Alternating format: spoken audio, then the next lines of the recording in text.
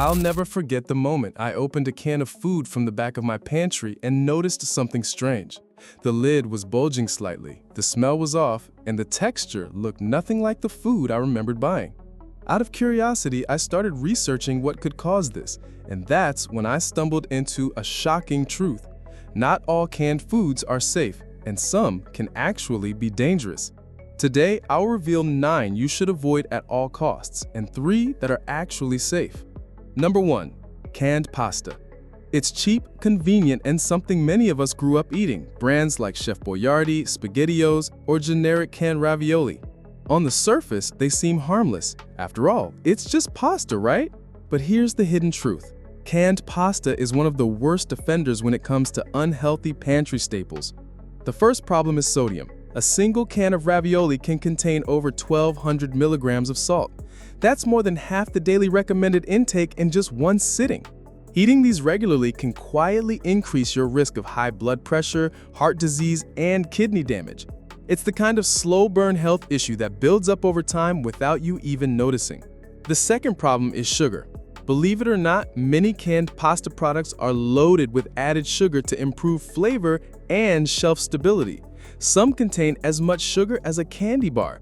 That combination of salt and sugar makes it hyper-palatable, easy to overeat, and addictive, but disastrous for long-term health. Then there's the issue of BPA lining. Many canned pasta products still come in cans lined with bisphenol A, a chemical that leaches into food and acts like estrogen in your body. Studies link BPA exposure to hormone imbalances, fertility issues, and even an increased risk of cancer. So, while canned pasta may remind you of childhood comfort food, it's a trap, an industrial product designed to sit on shelves for years at the cost of your long-term health. Number 2. Canned meats. Now let's talk about canned meats. Things like Spam, Vienna sausages, corned beef, and potted meat. These products were originally developed for wartime rations, meant to provide cheap, long-lasting calories when fresh meat wasn't available. But in the modern pantry, they're one of the worst things you can eat. Here's why. The salt content is astronomical. A single can of Spam packs over 1,700 milligrams of sodium, nearly your entire daily allowance. And that's before you add anything else to your plate. But salt isn't the only issue. Many canned meats are filled with preservatives like sodium nitrite, which are used to maintain color and prevent spoilage. The problem? These compounds can form nitrosamines in your body, which scientists have linked to higher risks of colon and stomach cancers. Then there's the matter of mystery meat. A look at the ingredient label shows you're not just eating pork or beef, you're eating mechanically separated meat, fat trimmings, and in some cases, fillers that are barely recognizable as food. And let's not forget the fat content. Just one serving of Vienna sausages can give you over 60% of your daily saturated fat intake. That's the kind of fat that clogs arteries and raises bad cholesterol. But perhaps the most concerning is botulism risk. While rare, improperly canned meats are one of the top culprits for botulism outbreaks. This is a deadly bacteria that thrives in low oxygen, sealed environments. It only takes a small amount to cause paralysis or worse. Sure, canned meats might last forever and seem like a convenient protein source, but the long-term health costs far outweigh the short-term convenience. They belong on the avoid at all costs list without question. Number 3. Canned soups. At first glance, canned soup seems like a lifesaver. It's warm, filling, and often marketed as a healthy option. Think vegetable medley, chicken noodle, or even heart healthy. But if you flip that can over and actually read the label, the truth is sobering. The biggest offender here is sodium. Many canned soups contain between 800 and 1,200 milligrams of salt per serving. And that's per serving, not per can. Most people eat the entire can, which means you could be swallowing over 2,000 milligrams of sodium in a single meal. That's basically your whole day's limit in one bowl. Then there's the MSG problem. Many brands use monosodium glutamate or similar flavor enhancers. While the FDA deems it generally safe, plenty of people report sensitivity, headaches, flushing, or nausea. And more importantly, MSG makes bland, low-quality ingredients taste good, which is how manufacturers get away with using the cheapest possible vegetables and meats. But sodium and MSG aren't the only concerns. A lot of canned soups also contain hydrogenated oils, chemical thickeners, and preservatives that don't belong in a food marketed as healthy. Even soups labeled as low-fat or diet-friendly often make up for lost flavor with added sugar and artificial additives. The scariest part: studies have shown that frequent canned soup eaters have significantly higher levels of BPA in their bodies than those who avoid it. That's because the liquid in soups is especially good at leaching chemicals from the can lining. And BPA exposure, as we mentioned earlier, has been tied to hormone disruption and certain cancers. So while canned soup might feel like comfort food, the reality, it's a chemical-laden salt bomb that does more harm than good. If you want soup in your prepper pantry or daily diet, you're better off making a big batch at home and freezing it. Number 4. Canned vegetables. Now this one might surprise you. Vegetables are supposed to be the healthiest thing you can eat, right? So why would canned vegetables end up on a list of foods to avoid? The truth is, while fresh or frozen vegetables are nutrient powerhouses, canned vegetables are often stripped of much of their nutrient and mineral content during the canning process. The high heat used to sterilize them destroys delicate compounds like vitamin C and certain antioxidants. By the time they make it to your pantry, they're shadows of their former selves. But the real issue isn't just lost nutrients, it's what gets added in their place. To make limp, flavorless veggies taste edible, manufacturers load them with salt and sometimes even sugar. A small half-cup serving of canned green beans can have over 400 milligrams of sodium. Eat a full can, and you've just consumed more salt than a large bag of potato chips. And then there's the texture. Anyone who has eaten canned peas or carrots knows what I mean. They're mushy, slimy, and often metallic tasting. That metallic tang isn't just unpleasant, it can actually be a sign of chemical leaching from the can lining. Some canned vegetables are also preserved with calcium chloride or sodium benzoate, which aren't dangerous in small amounts but add up when you're eating canned goods regularly. The bottom line? While canned vegetables might seem like a convenient backup, they're nutritionally inferior and chemically questionable. If you need long-term storage, frozen vegetables or home-canned produce in glass jars are far superior options. Number 5. Canned fruit in syrup. Few things sound more wholesome than fruit. It's nature's candy, packed with vitamins, fiber, and antioxidants. But once you put it in a can, especially when it's swimming in heavy syrup, that wholesome image falls apart. The first problem is sugar overload. A single cup of canned peaches in heavy syrup contains over 30 grams of sugar. That's the same as eating 8 or 9 teaspoons straight from the sugar bowl. This isn't natural fruit sugar anymore. It's added high fructose corn syrup, which spikes your blood sugar, promotes fat storage, and increases your risk of diabetes over time. And then there's the fiber problem. Many canned fruits are peeled and processed, which removes much of the fiber that makes fresh fruit filling and healthy. What's left behind is basically sweet, mushy pulp. Without the fiber to slow digestion, that sugar rush hits your bloodstream all at once. And again, we can't ignore the BPA issue. Syrups are acid and sugary, which makes them especially prone to pulling chemicals from the can lining. That means you're not just getting fruit, you're also getting a side of hormone-disrupting toxins. But here's what really bothers me. Canned fruit is marketed to parents as a healthy snack for kids. In reality, giving a child canned fruit and syrup is basically giving them dessert disguised as produce. Over time, it conditions kids to expect fruit to taste syrupy sweet, which can actually reduce their preference for fresh fruit. If you want shelf-stable fruit, go for fruit canned in its own juice, or better yet, dehydrate or freeze fresh fruit yourself.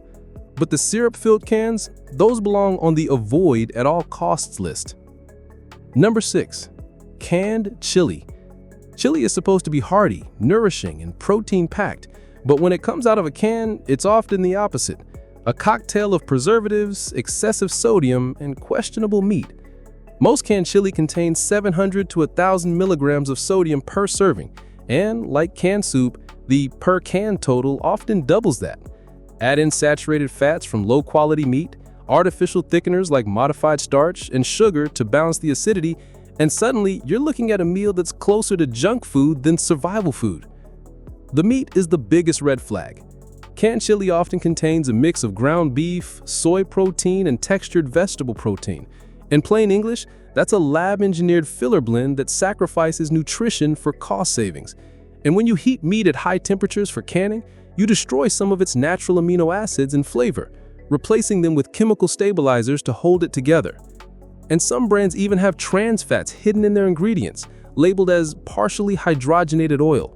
That's a fat banned in many countries because it's directly linked to heart disease, yet it still sneaks its way into American canned chili. And of course, the BPA issue shows up here too. Chili's mix of acids, fats, and spices is perfect for drawing chemicals out of the can lining. Over time, that means that each bite can deliver a small but steady dose of endocrine disruptors. The result? Instead of being the comfort food you expect, canned chili is often a salty, fatty, chemical-heavy sludge.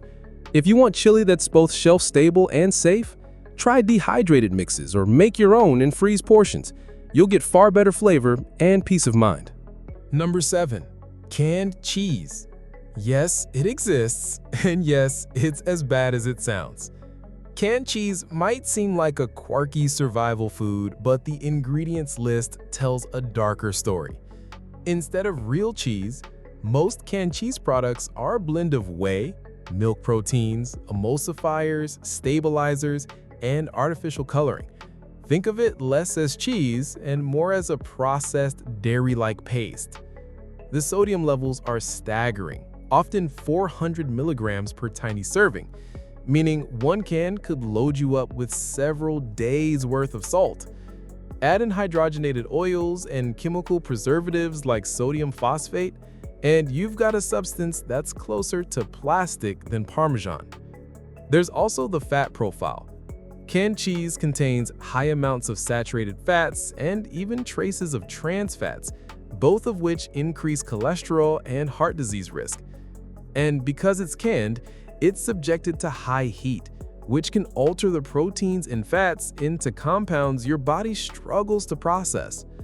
One disturbing fact, canned cheese has been used in military rations because of its shelf stability, but even soldiers report it as one of the least palatable, most stomach-turning items they've ever been issued. That should tell you something. In short, if you want shelf-stable dairy, you're far better off with powdered milk, ghee, or wax-sealed hard cheeses. Canned cheese? Leave it on the shelf. Number 8. Canned fish, but only certain types. Fish is supposed to be healthy. Omega-3 fatty acids, lean protein, brain-boosting benefits, and while some canned fish can be good, others are landmines in disguise. The main culprit is canned tuna.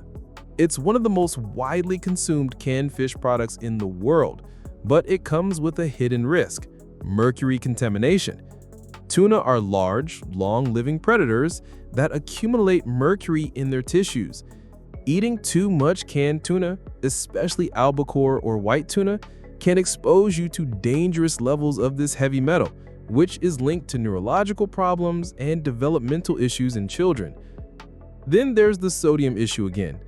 Some canned fish varieties are packed in brine, loading them with salt levels that rival canned soup. Others are packed in cheap vegetable oils, adding unnecessary fats and calories while reducing the healthy omega-3 ratio. And of course, the can lining isn't innocent. Acidic fish products are notorious for leaching BPA, and some cheaper imports may not even meet safety standards for canning. To make matters worse, overfishing and questionable sourcing means some of the cheapest canned fish comes from operations that are neither sustainable nor hygienic. That doesn't mean all canned fish is bad. Sardines and wild-caught salmon are safer bets, especially when packed in water or olive oil. But the bottom line is this: cheap canned tuna and other low-grade canned fish should be avoided if you want to protect your long-term health. Number 9. Canned meat products, Spam, and luncheon loaf. And finally, the big one: canned meats. Spam, luncheon loaf, Vienna sausages, these are the stereotypical prepper foods you see in movies and old survival kits.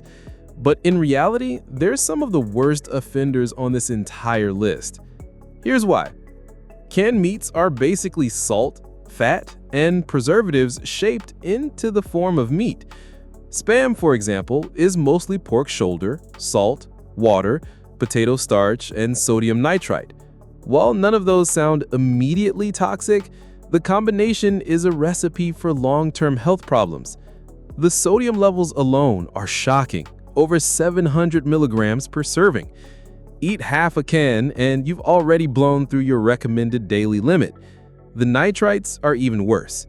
Sodium nitrite is used to preserve color and prevent bacterial growth, but when exposed to heat, it can form nitrosamines, compounds that are strongly linked to cancer. Then there's the fat. Canned meats are loaded with saturated fats and sometimes even mechanically separated meat scraps, which are essentially ground-up leftovers not considered high enough quality for fresh products. Long-term consumption of these products has been linked to higher rates of heart disease, obesity, and certain cancers.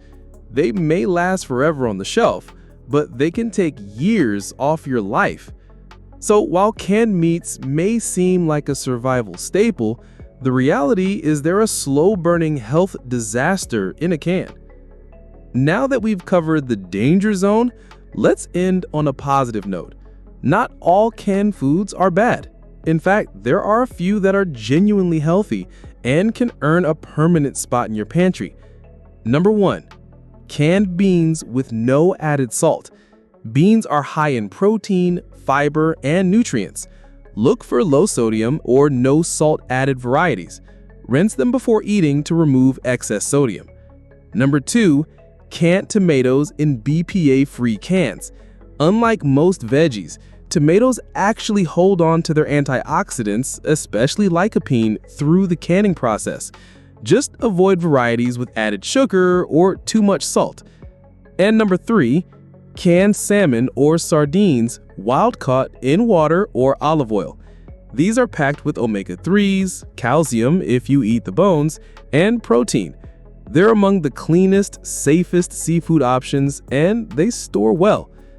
These 3 can provide the nutrition you need without the hidden dangers that come with the other items on our list. So, there you have it. 9 canned foods to avoid at all costs, and 3 that are safe to keep on hand. The truth is, not all shelf-stable foods are created equal. Some can nourish you in times of need, while others slowly chip away at your health. The next time you're stocking your pantry or your prepper shelves, remember, it's not just about filling space. It's about choosing wisely. Because when a crisis hits, the last thing you want is for your emergency food supply to become an emergency in itself.